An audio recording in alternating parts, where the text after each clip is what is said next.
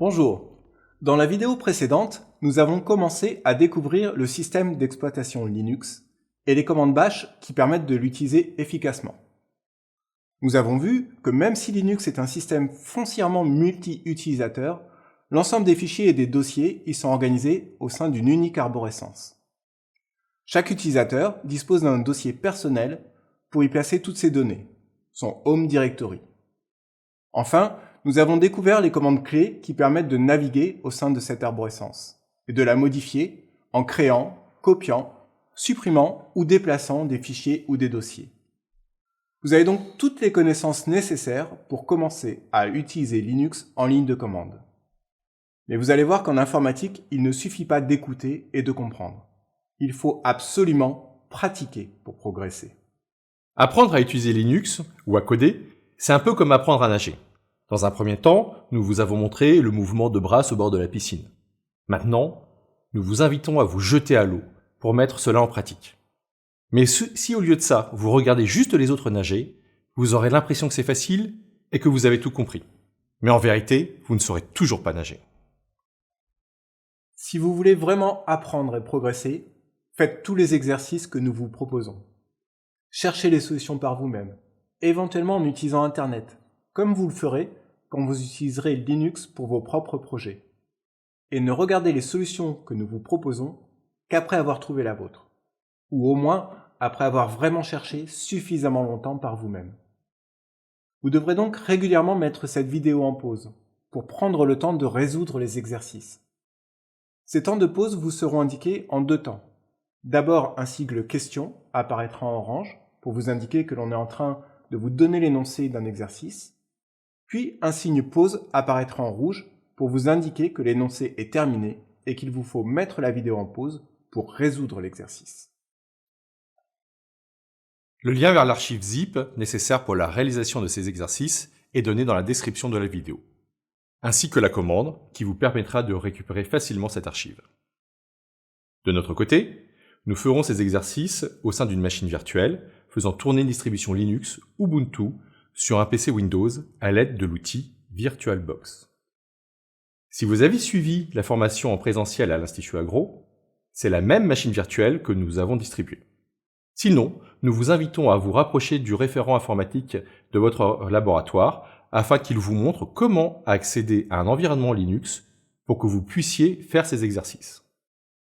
Votre référent informatique pourra vous proposer une solution via un cluster de calcul, une approche de virtualisation, le système WSL Windows, le terminal de macOS X ou toute autre solution. Mais assez de bavardage, il est temps de se jeter à l'eau.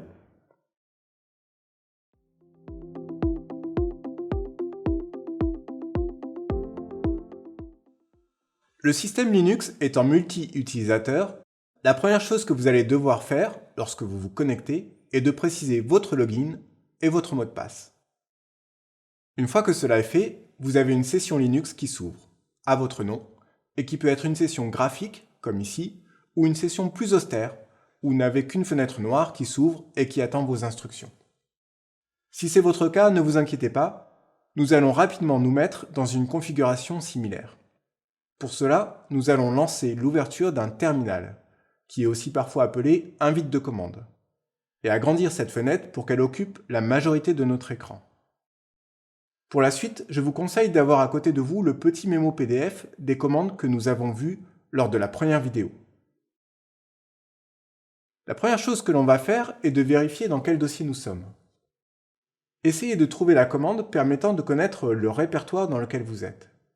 Puis écrivez cette commande dans le terminal et exécutez-la en appuyant simplement sur la touche Entrée. Prenez votre temps pour faire ce premier exercice et pour essayer de comprendre au mieux ce que vous répond l'ordinateur en fonction de ce que nous avons vu dans la vidéo précédente.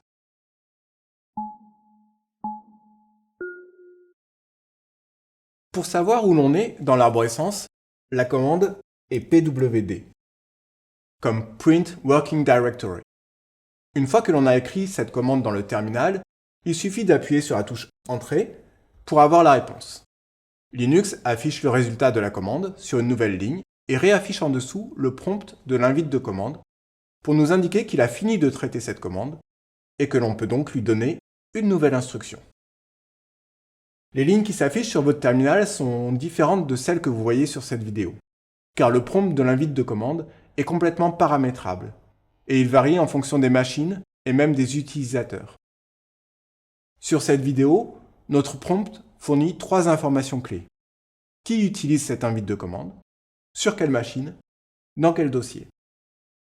Ici, le prompt nous permet donc de savoir que mon login est Renvez, que la machine virtuelle sur laquelle je suis se nomme Bioinfo, et que je suis pour l'instant dans mon Home Directory. Le résultat que j'ai obtenu avec la commande pwd est /home/renvez. C'est le chemin absolu du dossier dans lequel je suis actuellement.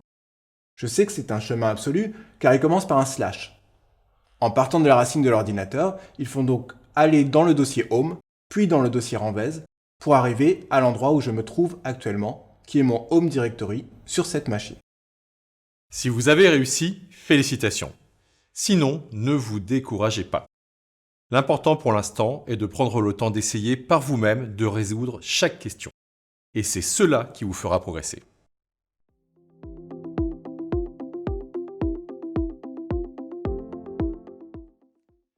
Essayez maintenant d'afficher l'ensemble des éléments qui se trouvent dans le dossier dans lequel vous êtes.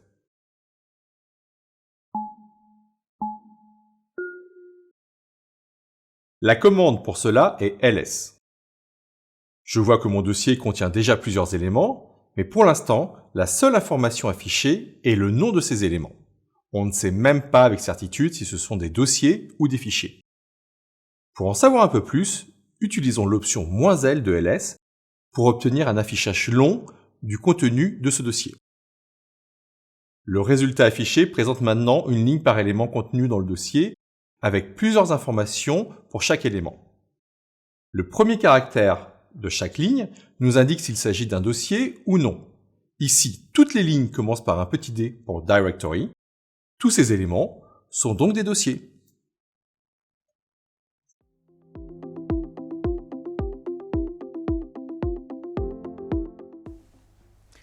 Essayez maintenant d'utiliser la commande ls avec 2 options simultanément.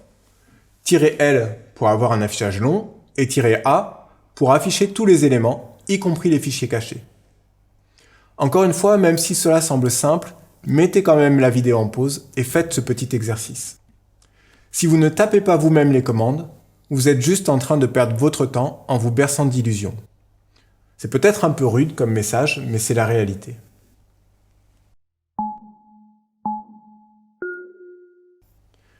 La commande que vous avez sûrement trouvée est ls --l --a. Notez que l'ordre des options n'a aucune importance et que si vous avez tapé ls --a --l, c'est complètement équivalent. Au passage, notez aussi que vous pouvez utiliser une écriture plus compacte en indiquant toutes les options que vous utilisez sans espace.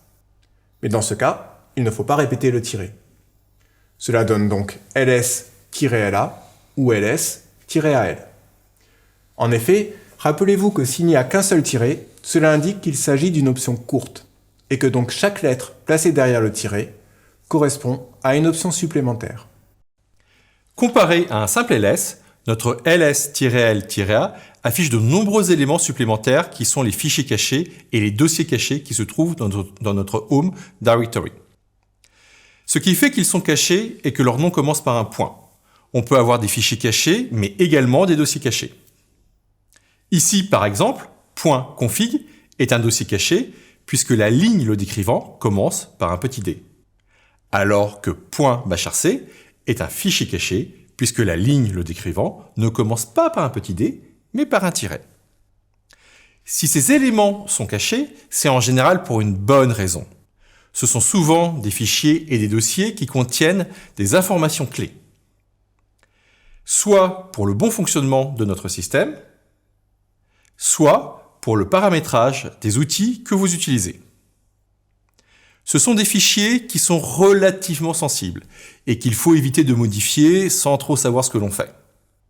Et même les utilisateurs avancés ne modifient ce type de fichier qu'assez rarement et apprécient donc qu'ils soient cachés et ne viennent pas se mélanger avec les fichiers standards qu'ils créent.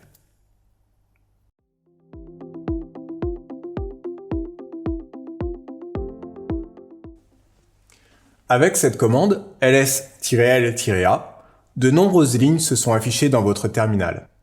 Et peut-être qu'il y avait plus de lignes que ce qui était visible dans votre terminal.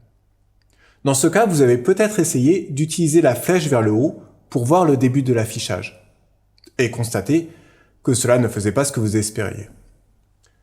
Pour remonter dans le terminal, vous pouvez utiliser la molette de votre souris.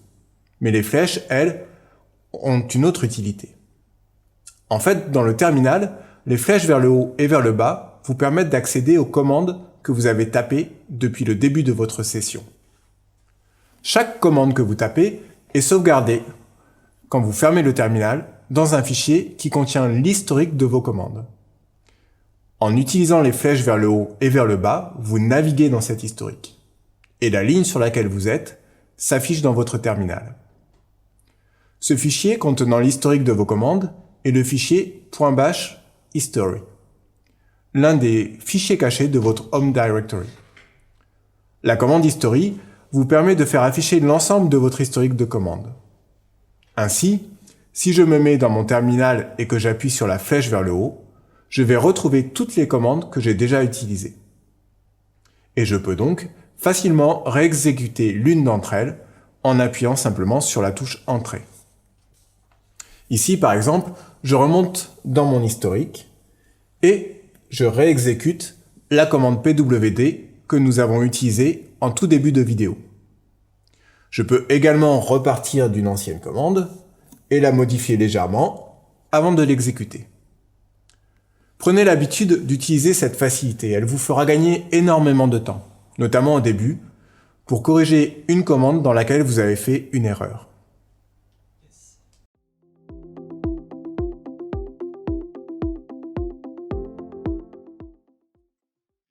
Une erreur fréquente au début, que vous avez peut-être faite, est d'oublier l'espace entre la commande et l'option et de taper ls-l tout attaché. Si je fais cela, Linux cherche une commande nommée ls-l et me dit qu'il n'a pas trouvé une telle commande. En voyant le message, on comprend l'erreur.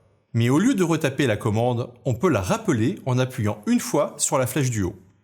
La modifier en ajoutant l'espace, séparant la commande ls de son option -l, et la réexécuter en appuyant sur Entrée. Une autre erreur que vous avez peut-être faite est de coller les deux options -l, -a, et dans ce cas, Linux a l'impression que vous lui avez passé trois options, l'option L, l'option -, et l'option A. Et il vous indique qu'il ne connaît pas l'option -. Là encore, on peut facilement corriger son erreur en retapant la commande erronée. Flèche vers le haut, on rappelle la commande précédente. J'ajoute l'espace, je réexécute en appuyant sur Entrée.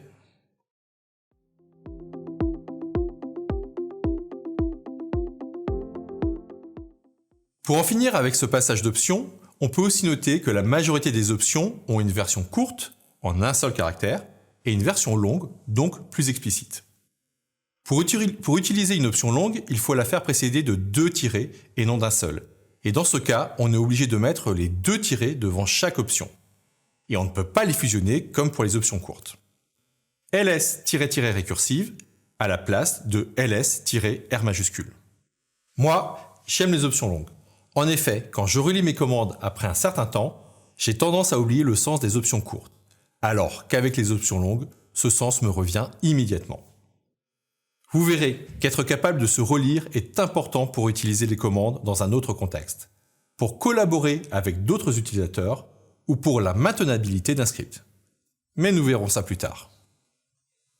À titre d'exercice, utilisez la commande man pour obtenir l'aide de la commande ls, en tapant man espace ls. Et cherchez les options longues qui correspondent à -l et à -a. Puis utilisez ces versions longues pour obtenir un équivalent de la commande ls-al avec ces options longues.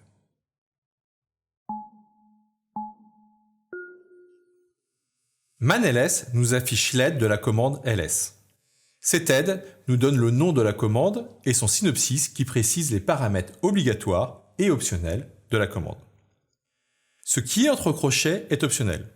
On voit donc que ls n'a besoin d'aucun paramètre obligatoire.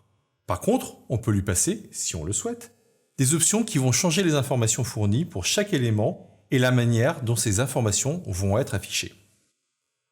On peut aussi lui passer des paramètres permettant de préciser la liste d'éléments pour laquelle on souhaite avoir ces informations. En interne, Linux gère les dossiers comme les fichiers, ce qui explique ici l'utilisation du terme file pour désigner indifféremment ce que nous appelons nous des fichiers ou des dossiers. On voit que l'équivalent de "-a" est "-all". Pour naviguer dans l'aide, vous pouvez utiliser les flèches haut et bas, ainsi que la barre d'espace qui vous permet d'avancer plus rapidement dans l'aide. Les options sont présentées par ordre alphabétique. On trouve donc assez rapidement l'option "-l". Et vous voyez que cette option n'a qu'une version courte et pas de version longue. Enfin, pour sortir de l'aide, il suffit de taper sur la touche Q comme Quit, comme indiqué en bas de la fenêtre. On retrouve alors notre invite de commande et l'on peut tester notre version longue de l'option "-a en tapant la commande ls-all. Si on veut combiner cela avec un affichage détaillé, il nous faut ajouter l'option "-l", ce qui nous donne ls-all espace "-l". Notez que pour aller plus vite, j'ai utilisé la flèche vers le haut qui m'a permis de récupérer la commande ls-all et je l'ai complétée en ajoutant "-l".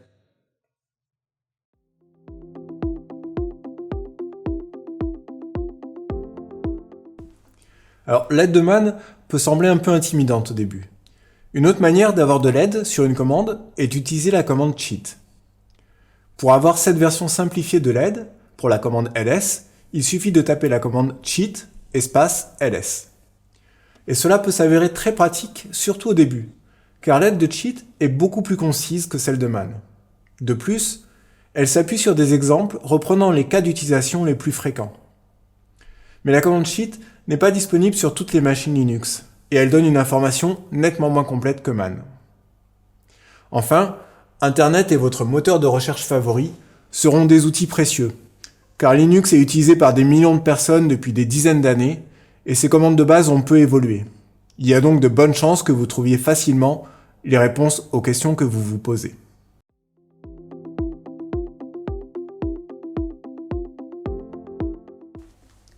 Pour la suite, il vous faut récupérer l'archive exolinux.zip fournie dans la description de cette vidéo et la mettre dans votre Home Directory Linux.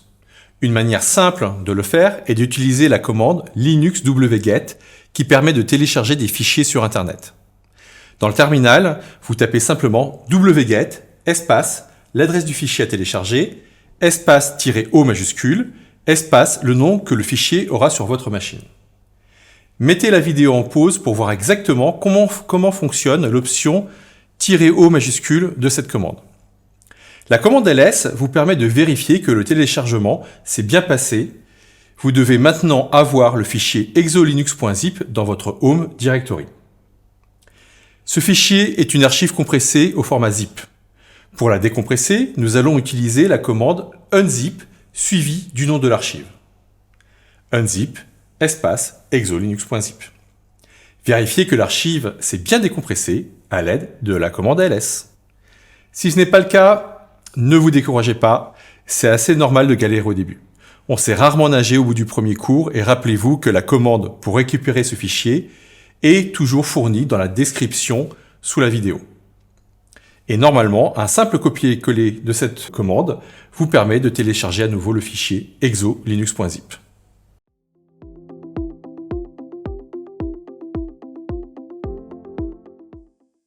Une fois l'archive décompressée, déplacez-vous dans le dossier exolinux, puis dans le dossier nommé 01 dossier. Pensez à utiliser la tabulation pour compléter automatiquement le nom du dossier dans lequel vous voulez vous rendre. Cela permet non seulement d'aller plus vite, mais surtout d'éviter les fautes de frappe. La commande pwd vous permet de vérifier que vous êtes bien dans le bon dossier, et la commande ls vous permet de constater que ce dossier est vide.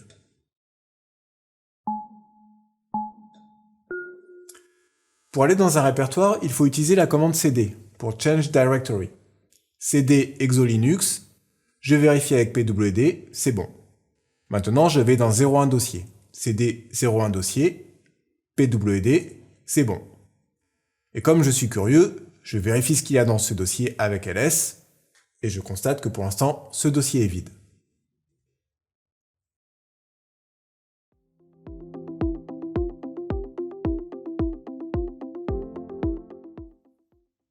L'objectif est maintenant d'utiliser la commande makedir pour créer deux sous-dossiers, l'un nommé TP1 et l'autre nommé TP2. Puis pour créer deux autres dossiers, exo1 et exo2, dans le dossier TP1. Il existe plusieurs manières d'arriver au résultat demandé. On peut par exemple commencer par créer les deux dossiers TP1 et TP2, makedir TP1, makedir TP2. Puis se déplacer dans le dossier TP1 et créer les deux dossiers exo. cd TP1, makedir exo1, makedir exo2. Attention, on se trouve maintenant dans le dossier TP1 comme indiqué par le prompt. Repositionnez-vous dans le dossier 01 dossier pour continuer les exercices. On peut retourner dans notre dossier 01 dossier de trois façons. Soit en utilisant le chemin relatif, donc en remontant d'un cran dans l'arborescence vers le dossier parent, cd espace 2 points, soit en indiquant le chemin relatif à partir de la racine de notre home directory, cd /exolinux /01 dossier, soit en indiquant le chemin absolu, cd /home /renvez /exolinux /01 dossier. N'oubliez pas d'utiliser la touche tabulation pour éviter au maximum les fautes de frappe. Une fois revenu dans le dossier 01 dossier, on peut vérifier que nous avons bien construit l'arborescence des dossiers demandés. Soit en utilisant la commande ls pour lister de manière récursive avec l'option -r le contenu de notre dossier courant, que l'on désignera par un point, ls espace -r espace point, soit en utilisant la commande 3 si elle est disponible, 3 espace point. Alors, vous êtes peut-être arrivé au même résultat en utilisant des commandes légèrement différentes. Une solution alternative possible pour créer l'arborescence de dossiers que nous vous avons demandé consiste à utiliser mkdir pour créer simultanément les dossiers TP1 et TP2, ce qui donne mkdir espace TP1 espace TP2. On peut ensuite créer de même les dossiers exo1 et exo2 en une seule commande. Et plutôt que de se déplacer dans TP1, simplement préciser que c'est dans TP1 que ces deux dossiers doivent être créés, ce qui donne mkdir espace TP1/exo1 espace TP1/exo2. Dans ce cas, tout a été fait sans changer de dossier courant, ce que l'on peut vérifier soit via notre prompt, soit via la commande pwd.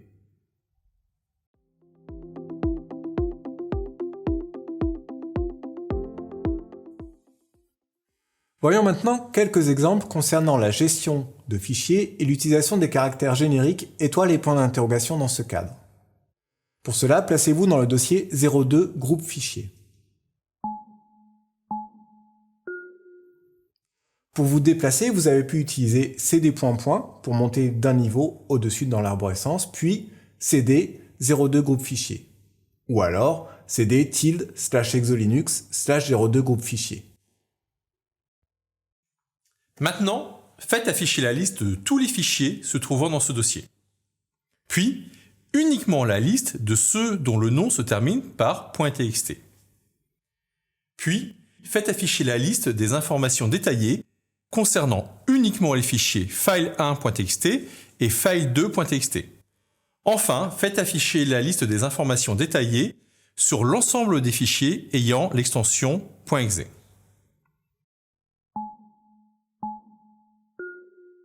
Alors pour afficher l'ensemble des éléments du dossier, on utilise la commande ls. Puis, pour afficher tous ceux dont le nom se termine par .txt, on utilise l'étoile. ls espace étoile.txt. Ensuite, pour afficher uniquement les fichiers file1.txt et file2.txt, eh bien, je vais sélectionner les fichiers dont les noms commencent par file suivi d'un caractère quelconque, suivi de .txt, ce qui donne ls-l file.txt. Et enfin, pour afficher tous ceux ayant l'extension .exe, ls-l étoile.exe. Les lettres RWX devant les noms de fichiers permettent de connaître les droits de lecture, d'écriture et d'exécution qui leur sont associés. R pour read, W pour write, X pour execute. Nous vous proposons 2 mini-vidéos pour aller plus loin sur les détails de la gestion des droits avec Linux. Vous pouvez les regarder après cette vidéo ou les passer pour le moment et y revenir un peu plus tard. Car bien que importantes, ces questions de droit ne sont pas forcément essentielles dans un premier temps.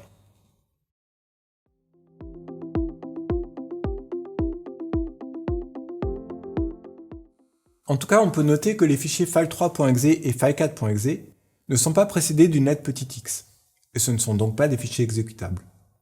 En fait, ce sont de simples fichiers texte.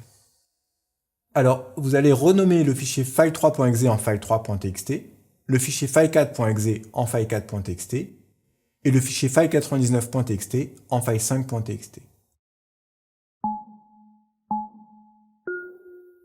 On peut faire cela à l'aide des commandes suivantes.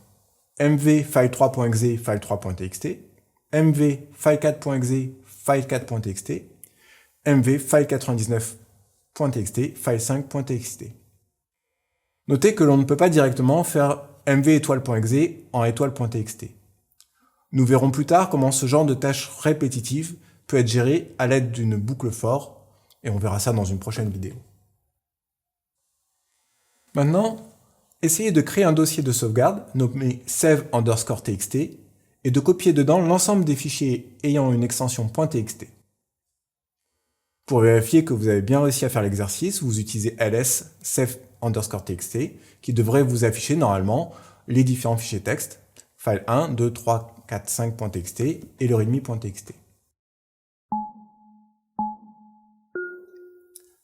Pour faire cela, on peut faire mkdir save.txt, cp étoile.txt save_txt et vérifier que l'on a bien l'ensemble des résultats attendus en comparant le résultat de ls étoile.txt, les dossiers textes que j'ai dans mon dossier courant, et ls save_txt pour voir les fichiers qui sont dans mon dossier de sauvegarde.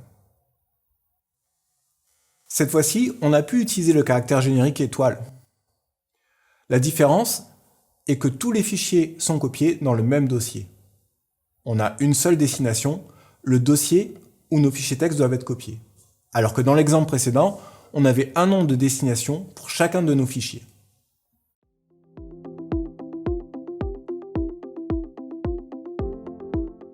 Comme nous l'avons vu dans le cours, le comportement de CP et de MV varie selon que le deuxième paramètre est ou non un dossier qui existe. Pour vous le montrer par l'exemple, je vais détruire tous les fichiers contenus dans le dossier save.txt. rm espace save.txt/étoile. ls me permet de vérifier que le dossier save.txt existe bien et qu'il est maintenant à nouveau vide.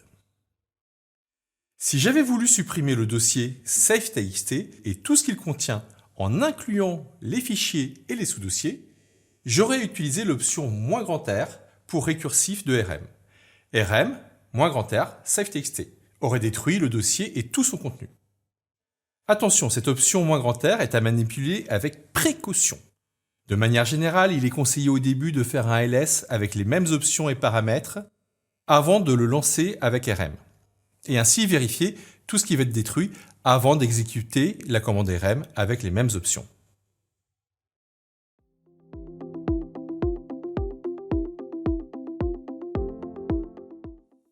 Revenons à la différence de comportement de CP dans le cas où son deuxième paramètre est ou non un dossier qui existe déjà. CP file1.txt save_txt va copier file1.txt dans le dossier save_txt. Si maintenant pour file2.txt, je fais une faute de frappe en utilisant un tiret au lieu d'un underscore, la commande cp file2.txt save-txt va copier file2.txt dans un nouveau fichier nommé save-txt. Et cela parce que save-txt n'était pas un dossier qui existait. De manière similaire, mv file1.txt save_txt va déplacer file1.txt dans le dossier save_txt. Alors que si je fais une faute de frappe en utilisant un tiret au lieu d'un underscore, ma commande mv file1.txt save-txt va renommer mon fichier file1.txt et appeler ce fichier save-txt. Vous voyez donc l'intérêt d'utiliser la tabulation autant que possible pour compléter vos noms de fichiers ou de dossiers, et éviter ainsi ce genre d'erreur.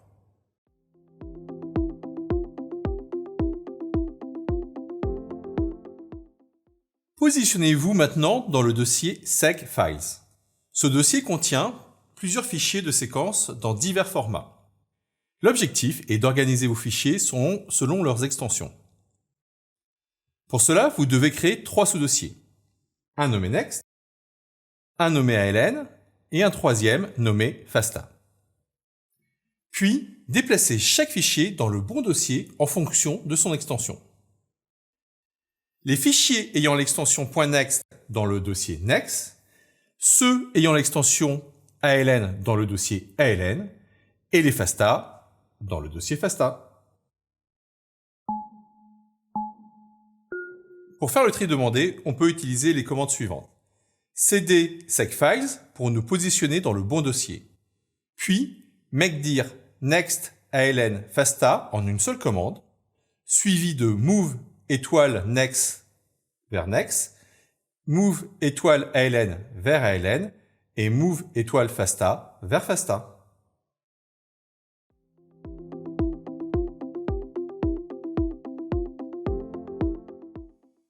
Pour conclure cette première série d'exercices, j'aimerais maintenant que vous fassiez une sauvegarde de vos 3 dossiers et de leur contenu dans un dossier nommé save_sequence. Pour réaliser cette sauvegarde, nous commençons par créer le dossier de sauvegarde save_sequence avec la commande mkdir save_sequence. Nous allons maintenant copier le dossier next et tout son contenu dans notre dossier de sauvegarde save_sequence à l'aide de la commande cp. Mais attention, comme ce que l'on souhaite copier est un dossier avec tout ce qu'il contient, il nous faut utiliser une option particulière de cp pour faire cela. Si vous avez buté sur ce point, je vous encourage à remettre la vidéo en pause et à utiliser l'aide de cp via la commande man_cp pour trouver cette option et essayer de finir l'exercice par vous-même. En cherchant un peu dans l'aide, on trouve que c'est l'option -R de cp, R pour récursive, qui nous permet de copier un dossier et tout son contenu. La commande est donc cp-R next espace save_sequence. Et on peut copier les 2 autres dossiers à sauvegarder en une seule fois à l'aide d'une commande similaire. cp-R ALN FASTA save_sequence. CP estime que la destination cible est le dernier mot de la commande, et que ce qui précède sont les noms des fichiers ou des dossiers à copier. ls me permet de vérifier que mes dossiers sont bien copiés dans le dossier de sauvegarde. Mais si je veux vérifier cela de manière plus précise, et m'assurer que ces dossiers ne sont pas vides et qu'ils contiennent bien mes fichiers, je peux utiliser l'option -R de ls qui me permet d'afficher de manière récursive le contenu d'un dossier et de ses sous-dossiers. ls-r save_sequence me permet donc de vérifier ça. Notez que l'option -R joue le même rôle pour cp et pour ls. Vous retrouverez souvent ce genre de similitude entre des options de différentes commandes bash.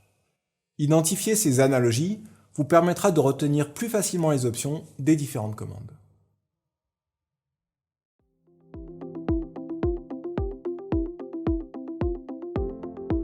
Avec ces derniers exemples, vous commencez à percevoir la puissance des lignes de commande Linux. Et clairement, ce n'est que le début. Nous verrons dans les prochaines séances des commandes permettant de rechercher rapidement des informations dans vos fichiers, de compter et de trier ces éléments, et de combiner ou modifier le contenu de vos fichiers.